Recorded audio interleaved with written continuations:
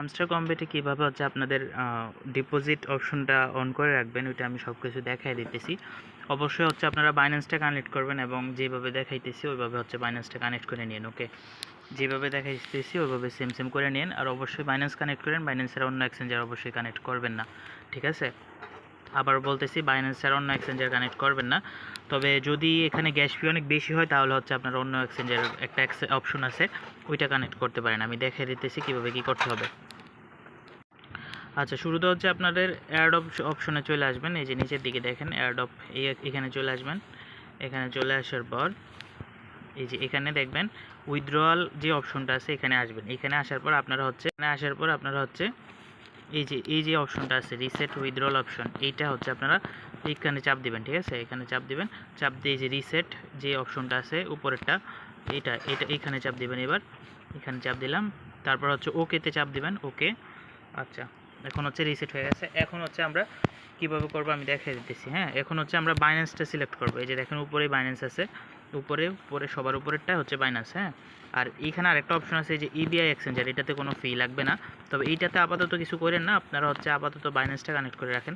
পরে যদি দেখি অনেক বেশি গ্যাস ফি লাগে তখন হচ্ছে এইটাতে উইথড্র দিয়েন, ঠিক আছে? এটাতে কোনো কেওয়াইসি লাগে না।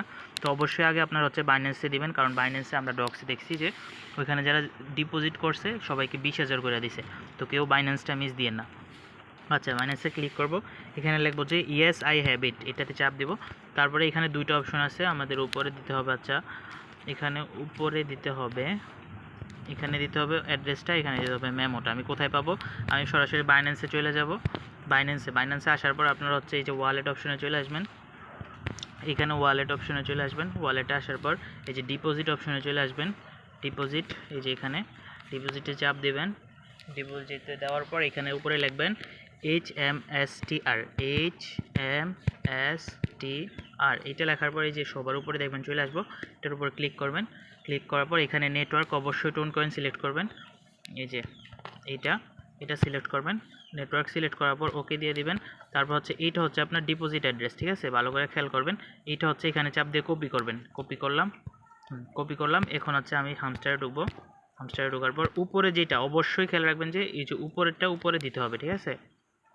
উপরে দিতে হবে, অবশ্যই এটা খেয়াল রাখবেন। এই যে এখানে আমি হচ্ছে ডিপোজিট অ্যাড্রেসটা দিব, এই যে কপি পেস্ট। আচ্ছা, পেস্ট করে দিলাম। এখন হচ্ছে মেমোটা আবার আমি ইয়াতে যাব, বাইন্যান্সে। এবার হচ্ছে নিচে যে অপশনটা আছে এই যে এটা হচ্ছে মেমো। তো এইটা এখান থেকে কপি করে নিব, এখানে চাপ দিয়ে কপি। তারপর হচ্ছে আমি এখান থেকে আবার এই যে এই যে মেমো অপশনে গিয়ে ক্লিক করে দেবো। এখন হচ্ছে আমি চেক দিব, দেখি ঠিক আছে কিনা।